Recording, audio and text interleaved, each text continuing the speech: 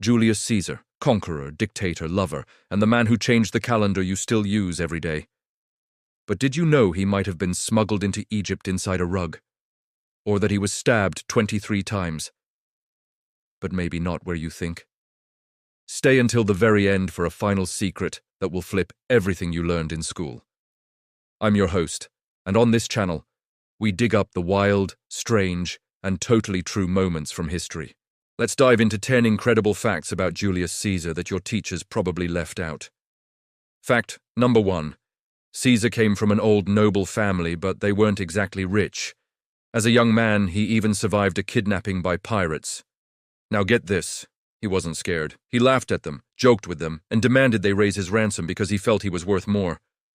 Once he was freed, did he sail off into the sunset? Nope. He raised a fleet, hunted down those same pirates, and had them all crucified. He did, however, have their throats slit first, as a small act of mercy. He was a complicated guy, even back then. Fact number 2. You've probably heard the phrase, crossing the Rubicon. Well, it wasn't just a dramatic walk across a stream, it was an act of high treason. In 49 BC, Roman law forbade any general from bringing an army into Italy. By marching his legion across that little river, Caesar was essentially declaring war on the Roman Senate. He was saying, "There's no turning back." This single act plunged Rome into a bloody civil war and set him on the path to ultimate power. It truly was the point of no return, and it changed the course of destiny forever. Fact number 3. Caesar's conquest of Gaul is what made him a military superstar, but the reality was brutal. Over 8 years, his campaigns resulted in the deaths or enslavement of millions of Gallic people. To justify his actions and build his public image, he wrote his famous Commentaries on the Gallic War. Part military memoir, part brilliant propaganda, this book cemented his reputation as a genius general while downplaying the sheer scale of the devastation. His version of events is what shaped how Rome and history remembered him. Fact number 4. The romance between Caesar and Cleopatra is the stuff of legend, but how they met is even crazier. Desperate to get an audience with the Roman general, Cleopatra allegedly had herself smuggled past her brother's guards and right into Caesar's private quarters. How?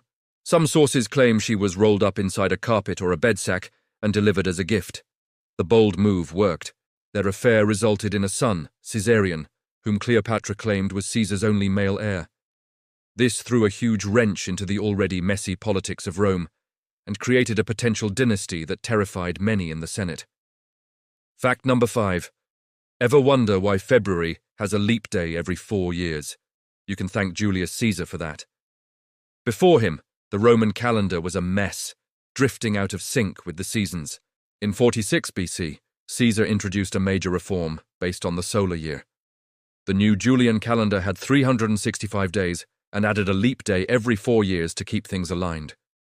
This system was so effective that it was used for over 1600 years until a minor tweak created the Gregorian calendar we use today.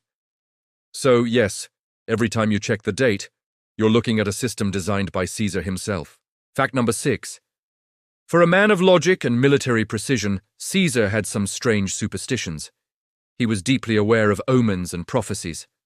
Roman historians tell us he was warned by soothsayers and troubled by bad dreams. And yet, when faced with the most famous warning of all, beware the Ides of March, he seemed to ignore it. Was he overconfident? Did he believe he was untouchable? Or did he simply feel that his fate was sealed no matter what he did? Historians still love to debate whether he genuinely believed in destiny or just thought he was powerful enough to defy it. Fact number 7. The Ides of March, March 15th, 44 BC. The day is famous, but the details are messy and brutal. A group of around 60 senators, who called themselves the Liberators, conspired to assassinate Caesar. They cornered him in a meeting hall near the Theatre of Pompey, not the Senate House, as is often believed. They weren't just trying to kill him, they wanted it to be a symbolic act, with each conspirator striking a blow. In the frenzy, they stabbed him 23 times, though only one wound was actually fatal. They thought they were saving the Republic from a tyrant. Instead, their act of violence triggered decades of civil war and, ironically, led directly to the birth of the Roman Empire. Fact number 8. So, did Caesar actually want to be king? This is one of history's biggest questions. He accepted the title Dictator Perpetuo, or Dictator for Life. He started wearing the traditional purple robes of Rome's ancient kings and allowed his statue to be placed among those of the gods. For Romans who had overthrown a monarchy centuries earlier, this was terrifying. The fear that he would formally declare himself king was the primary motivation for his assassination. While he famously refused a crown offered to him in public, his actions suggest he was testing the waters, pushing the boundaries of his power right to the very edge. Fact number 9, beyond the battles and power grabs, Caesar was also a significant political reformer. He wasn't just hoarding power, he was using it.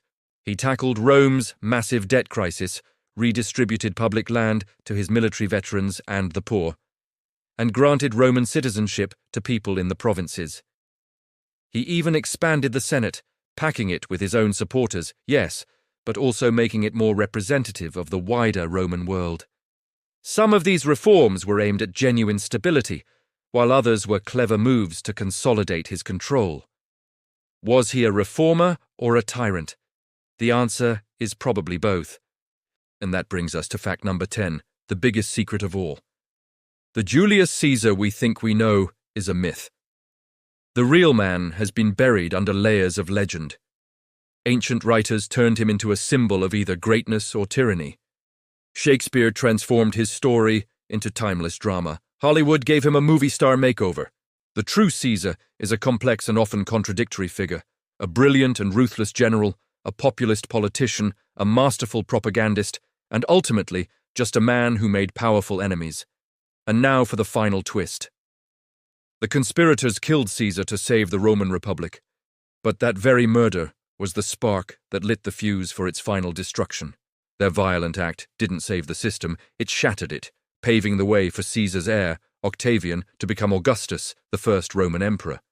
So, the great irony is this: did assassinating one man save a republic, or did it guarantee its doom? History is still arguing about that one. If you enjoyed digging into these ancient secrets, hit that like button, subscribe, and tell me in the comments which fact shocked you the most. Thanks for watching, and we'll see you next time.